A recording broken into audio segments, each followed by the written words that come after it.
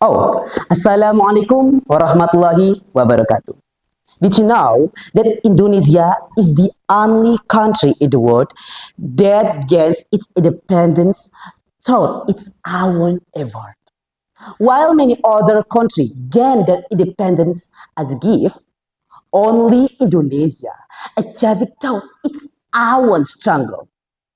Some may say there are many countries that fought against their colonizers, like Vietnam or Algeria. Hmm, hold on a second. Vietnam was already a recognized country before they were invaded. Meanwhile, Indonesia wasn't even a recognized country yet. But we united to drive out the colonizers. In fact, Indonesia was almost given independence as a gift. Curious to know the story? Great. But before that, let me introduce myself. My name is Nabil author Athoillah. I'm a delegation from Darul Lughah Wal Karomah Fictional High School. Today, I stand here not to joke around or play games, but to tell a true story that is engraved in the history of Indonesia's independence. Are you curious? Well, then please stay quiet, listen carefully, and watch closely because this story is about to begin. On 16 August 1945, Indonesia was on the brink of a monumental historical event. After Japan surrendered to the Allies on 15 August, the atmosphere in Indonesia grew tense. Our country was at a critical point between great hope and uncertainty. Amidst this turmoil, young Indonesian leaders such as Sukarni and Aidit felt the demand for independence has arrived. They urged for the immediate declaration of independence.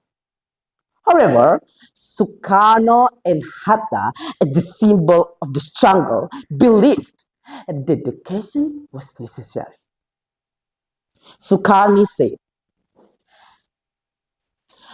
Mr. Hatta, Mr. Sukarno, we can't wait any longer. Independence is right in front of us. We must act now. Sukarno said, we all want independence, but we can achieve it without careful preparation.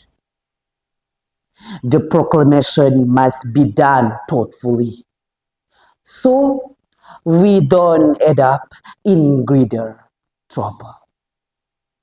Despite their concern, the young revolutionaries were relentless.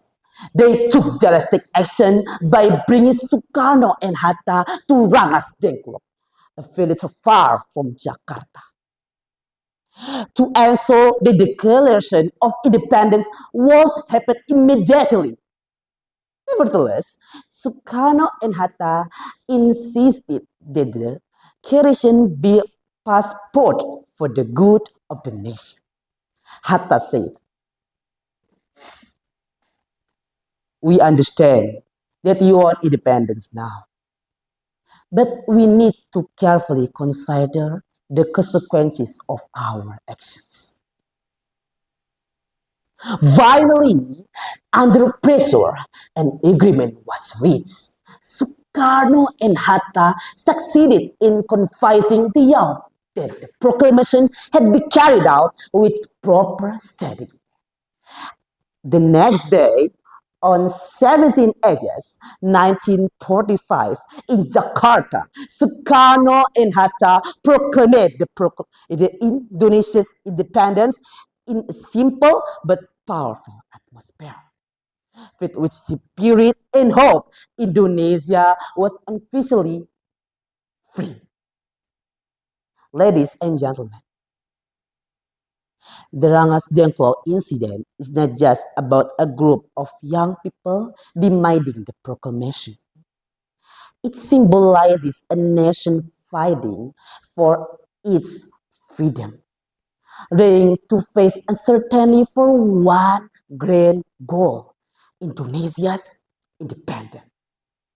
Okay, I think that all my story. You find some mistake in my speaking, please forgive me because nobody perfect in this world. And last I say, Assalamualaikum warahmatullahi wabarakatuh.